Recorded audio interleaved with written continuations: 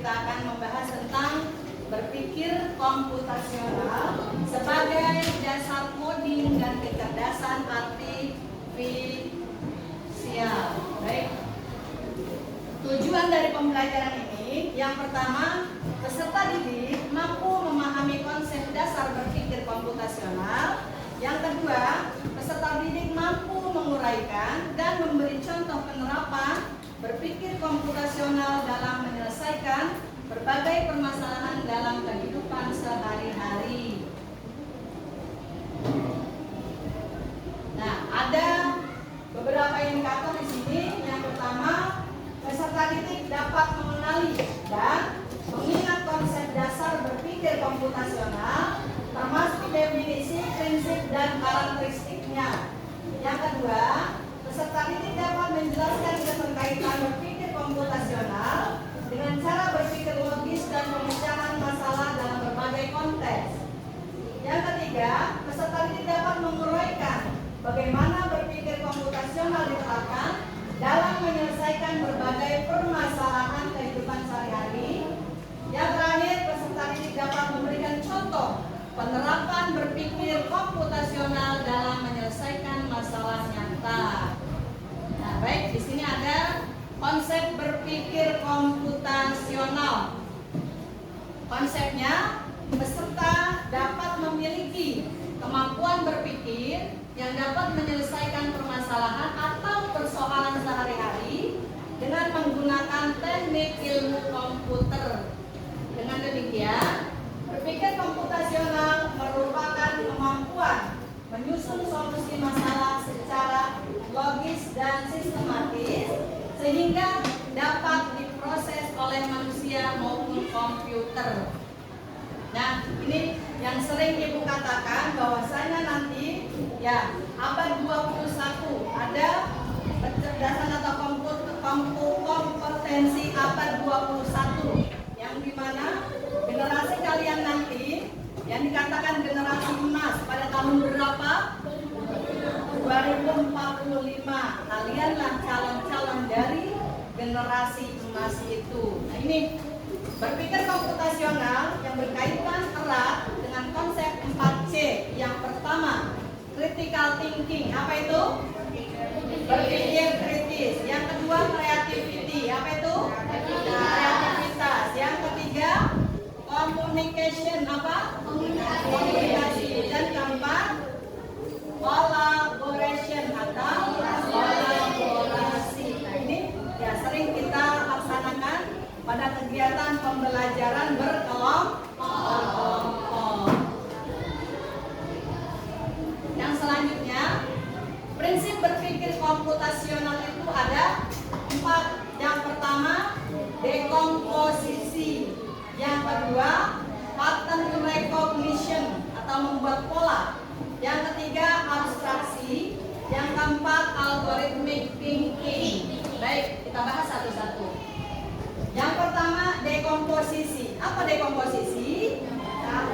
Proses menjadi bagian-bagian yang lebih kecil dan lebih mudah dicoba atau bisa dipahami dengan sederhana sebagai pemecahan masalah besar menjadi bagian. Jadi dekomposisi itu memecah masalah yang kompleks menjadi bagian-bagian yang lebih kecil. Namanya dekomposisi. Yang kedua, pattern recognition, yaitu pengenalan pola. Apa itu pengenalan pola? Mengidentifikasi keamanan, kesamaan, atau pola dalam berbagai permasalahan. Jadi ada pola-polanya. Ya. Yang selanjutnya, yang ketiga yaitu abstraction atau abstraksi. Ya. Menyaring informasi yang tidak relevan. Jadi yang penting-penting aja kita pilih, ya. Misalnya kalian tadi membuat sebuah membuat ini gantungan kunci dari tali, ya. Bagaimana, Bu? Ini kan tadi udah ada polanya, ya. Polanya seperti ini. Nah, kemudian bagian pentingnya itu apa? Cara mengikat. Ya, cara mengikat itu adalah termasuk abstraksi. Ya, abstraksinya itu mengikatnya. Jadi abaikan yang lainnya. Ya, abaikan yang lainnya. Kita hanya fokus pada apa? Cara mengikatnya. Itu namanya abstraksi. Yang berikutnya algorithmic thinking, yaitu berpikir algoritmik atau menyusun langkah-langkah instruksi sesuai dengan prosedurnya. Tadi dalam pembuatan gantungan ini, ya, berpikir algoritmiknya apa? Susunan langkah-langkahnya apa yang pertama? Kita, ya, bukan. Yang pertama apa? Langkah yang pertama, kita memotong talinya, ya. Kemudian apa? Mengikatnya, ya. Kemudian menjalin sehingga menjadi sebuah gantungan kunci. Yang berikutnya, nah ini yang terpenting. Dalam proses berpikir komputasional ada 3 yang paling utama yang disebut dengan IPO. Apa IPO? Input, proses, output. Input, proses, dan output. Apa itu input? Memasukkan data atau memberikan instruksi. Ya. Kemudian ada P. Apa itu P? Proses. Nah, setelah data atau instruksi diberikan, kita memprosesnya. Yang terakhir adalah output. Apa itu? Hasil.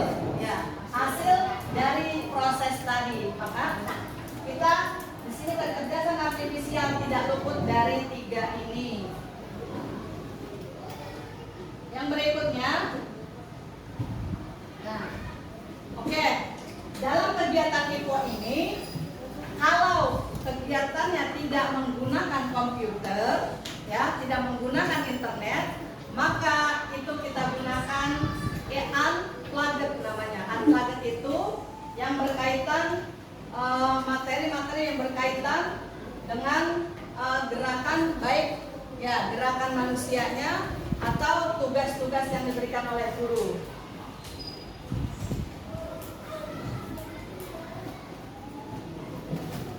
Nah, ini salah satu dari kegiatan unplugged, yaitu ada yang apa? Menjadi robot sesuai dengan instruksi, ya. Ini mereka sedang menjadi robot sesuai instruksinya, ada yang lurus, belok kanan, belok kiri, dan kemudian melompat, ya. Nah, yang kedua strategi pembelajaran berbasis coding atau plugged. Nah, kalau tadi unplugged-nya kita praktek menggunakan apa? Gerakan-gerakan atau mengerjakan sebuah tugas di kertas. Kalau plugged ini kita menggunakan komputer. Bisa juga terkait dengan internet. Ya, nanti akan kita praktikan. Baik, oke. Nah, terima kasih ya. Untuk materinya selesai. Nanti kita akan praktek bagaimana cara menggunakan plugged dan unplugged. Baik, kali ini Ibu sudah menyiapkan beberapa tugas untuk kalian. Ya, bagaimana cara menyikat gigi dengan baik dan benar. Ya, oke. Bagaimana cara menyikat gigi dengan baik dan benar? Di sini sudah ada langkah-langkahnya. Jadi nanti kalian tinggal menggunting dan menempel sesuai dengan urutannya. Yang kedua, untuk pluggednya nanti kita akan menggunakan labirin, ya, seekor tikus ya, berjalan untuk apa? Mendapatkan keju. Nah, itu baik ya. Tapi sebelumnya Ibu minta ya, 2 orang untuk unplugged-nya. Untuk unplugged-nya 2 orang maju. Boleh anak Putri, silakan maju. Iya. Oke, tepuk tangan untuk Putri.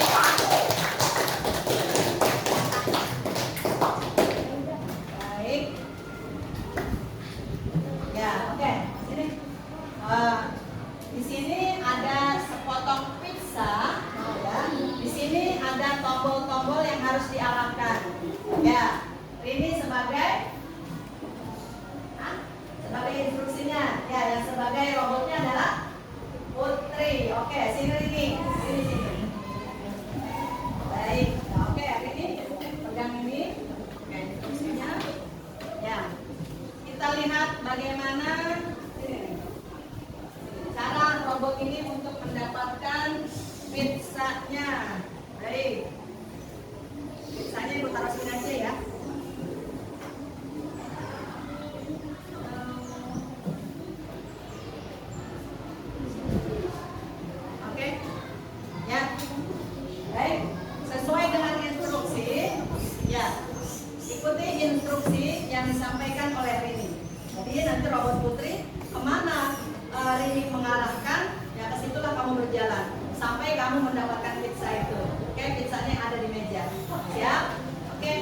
slide.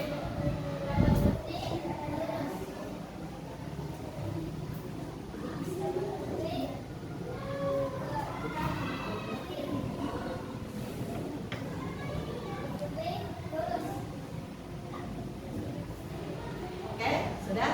Ya, oke.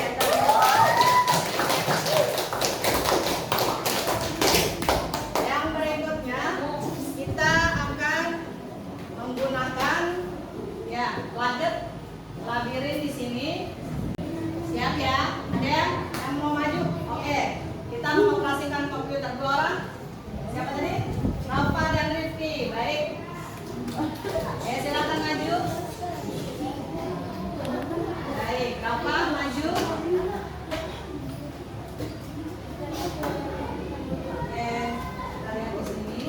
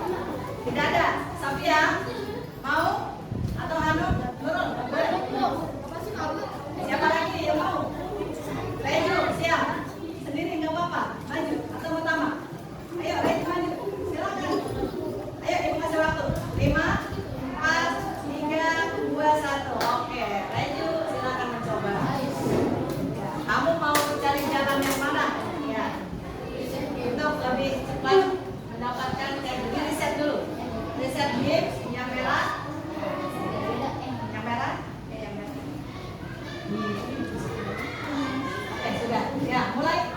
Tuh, lewat mana kamu? Pencet ininya. Ya, oke. Kanan, lurus. Ya, ya, kanan lagi. Naik. Oke. Ya, kemudian turun. Kanan, baik. Kanan lagi. Naik. Ya. Oke. Naik turun. Ya, oke. Ya. Ya. Oke. Nah, dari ketiga jalan tadi yang mana yang lebih cepat? Rafa, Rifki, atau Eju? Rafa yang lebih cepat. Oke. Ya, yang berikutnya. Nah, di sini ya, Ibu sudah menyiapkan tugas.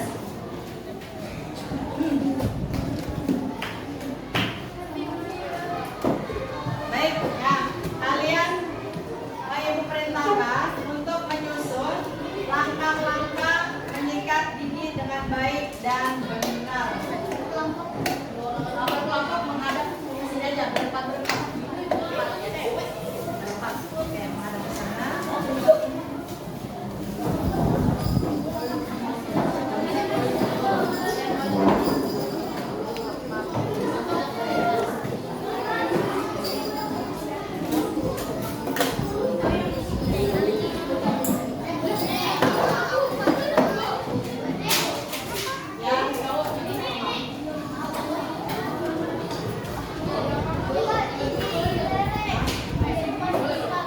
ini Ibu tulis urutannya saja ya, kalau sama gunting. Baik. Tulis ya. Tulis urutannya saja. Yang lain tuh. Oke. Ya. Ada yang menggunting menempel, kemudian ada yang menuliskan urutannya saja.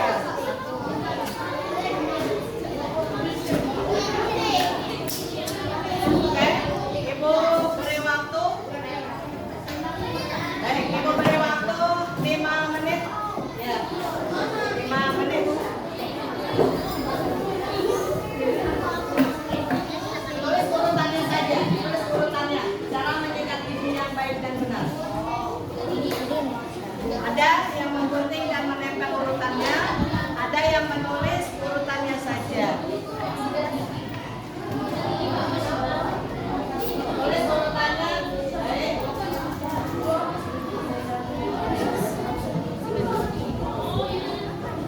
Urutannya, urutannya.